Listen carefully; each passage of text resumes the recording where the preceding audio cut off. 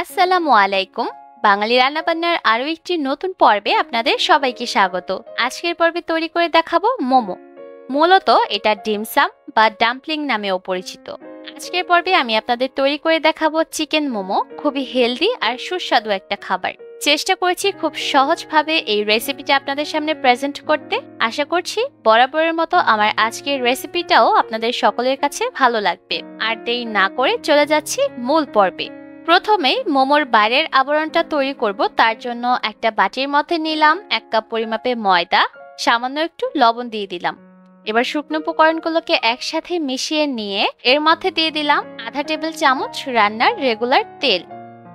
তেল দিয়ে দেওয়া হয়ে গেলে ভালোভাবে ময়দার সাথে মিশিয়ে নিচ্ছি। আর মিশিয়ে নেওয়া হয়ে গেলে এবার এর মধ্যে নরমাল পানি দিয়ে একটা খামির তৈরি করতে হবে। পানিটাকে একেবারে না দিয়ে অল্প অল্প করে দিবেন আর খামিরের সাথে মাখিয়ে নেবেন। এতে করে খামিরটা পারফেক্ট ভাবে তৈরি হবে। এর মধ্যে কিন্তু খামিরটা তৈরি করা হয়ে গেছে আর খামিরটা কিন্তু খুব বেশি শক্তও হয়নি আবার একদম নরমও না। এবার এই খামিরটাকে একটা ঢাকনা দিয়ে ঢেকে আধা ঘন্টার মতো রেস্ট রেখে দিব। চিকেন মোমোর বাইরের পুরটা তৈরি করার জন্য আমি এখানে বোনলেস চিকেন নিয়েছি আর চিকেনগুলোকে একটু ছোট টুকরা করে কেটে নিয়েছি।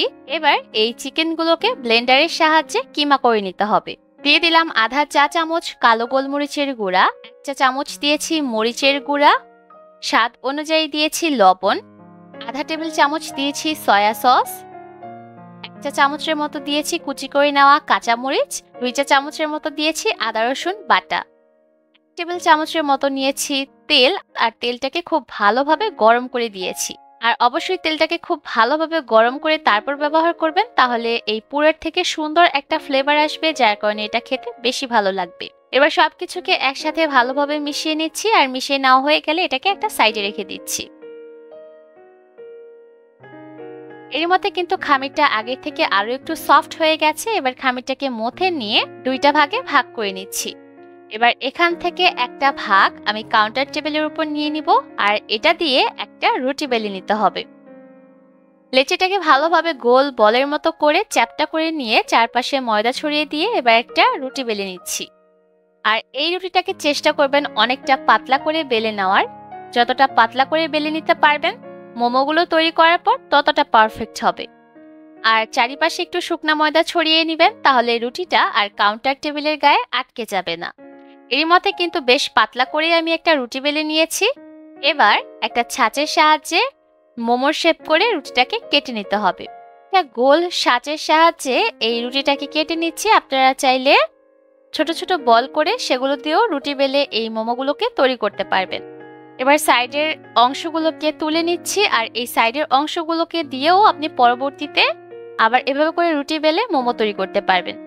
এবার একটা রুটির উপর সামান্য একটু ময়দা ছড়িয়ে একটা রুটি আরেকটার উপর রেখে দিচ্ছি। এতে করে রুটিগুলো আর একটা আরেকটার সাথে লেগে যাবে না।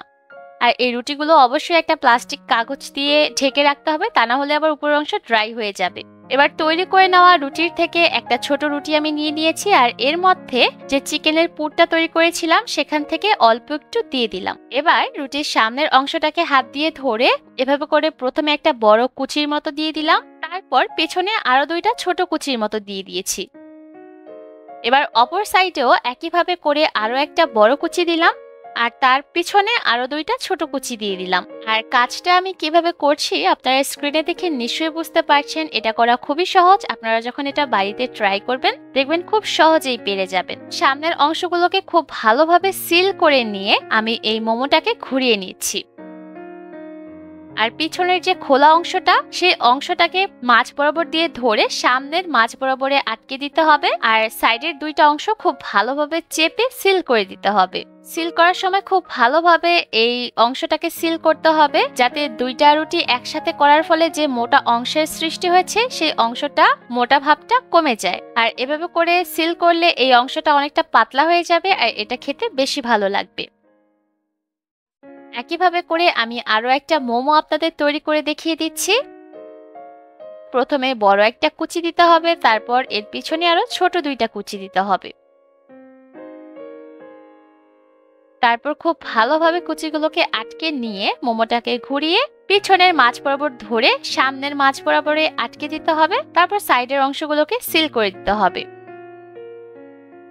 আমি আরো একটা টাইপের মোমো আপনাদের তৈরি করে দেখাচ্ছি। তার জন্য আরেকটা রুটির উপর আমি সামান্য একটু পুর নিয়ে নিয়েছি, আর রুটিটাকে হাত দিয়ে ধরে এভাবে করে কুচির মতো একটা সাইড থেকে দিয়ে অপর সাইডে যেতে হবে। যতক্ষণ না পর্যন্ত এই রুটিটা পুরোপুরি শেষ হচ্ছে ততক্ষণ পর্যন্ত কুচির মতো করে দিতে হবে।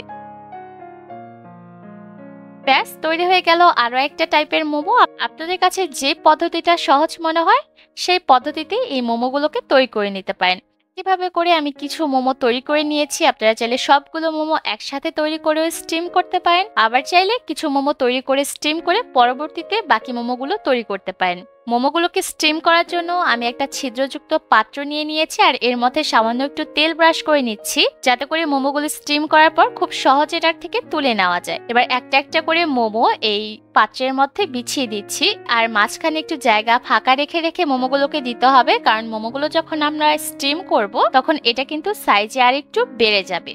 আর মোমোগুলোকে স্টিম করার জন্য হাঁড়ির মধ্যে আমি আগে থেকেই পানি গরম বসিয়ে দিয়েছিলাম। এবার এই মোমোর পাত্রটাকে এই হাঁড়ির মধ্যে বসিয়ে একটা ঢাকনা দিয়ে ঢেকে দিতে হবে, আর চুলার আঁচ মিডিয়াম হিটে রেখে 10 থেকে 15 মিনিটের মতো এই মোমোগুলোকে ভাপিয়ে সিদ্ধ করে নিতে হবে, যেমনটা আমরা ভাপা পিঠা তৈরি করার ক্ষেত্রে করে থাকি।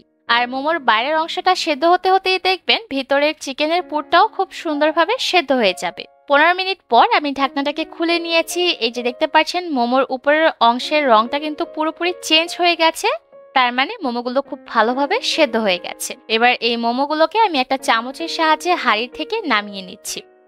যেহেতু মোমো তৈরি করার ক্ষেত্রে আমি চিকেনের পুরটা কাঁচা অবস্থায় ব্যবহার করেছি, তাই অনেকের মনে সন্দেহ থাকতে পারে ভিতরের চিকেনটা ভালোভাবে সেদ্ধ হলো কিনা। তার জন্য একটা মোমো আপনাদের আমি ভেঙে দেখাই, আর দেখে নিশ্চয়ই বুঝতে পারছেন ভিতরের চিকেনটা খুব ভালোভাবে সেদ্ধ হয়ে গেছে। আজকের মোমোটা আমি সার্ভ করেছি ডিপিং সসের সাথে। কিভাবে এই ডিপিং সসটা ঘরে তৈরি করবেন চেষ্টা করব পরবর্তীতে তার একটা ভিডিও আপলোড করার জন্য। সেই পর্যন্ত সবাই পাশেই থাকবেন, আর সহজ এই মোমোর রেসিপিটা অবশ্যই বাড়িতে ট্রাই করবেন, আর চেষ্টা করবেন গরম থাকা অবস্থাতেই এই মোমোগুলোকে সার্ভ করার জন্য। যেহেতু ভিডিও করতে করতে আমার মোমোগুলো ঠান্ডা হয়ে গেছে, আপনারা কিন্তু ঠান্ডা হওয়ার সুযোগ দিবেন না। আর যদি কোনো কারণে এই মোমোগুলো ঠান্ডা হয়ে যায় তাহলে পুনরায় সেই ছিদ্রযুক্ত পাত্রে রেখে কিছুক্ষণ গরম করে তারপরেই মোমোগুলোকে সার্ভ করবেন, এতে করে এটা খেতে বেশি ভালো লাগবে। আজকের মতো এখানে বিদায় নিব, সবাই অনেক ভালো থাকবেন, আল্লাহ হাফেজ।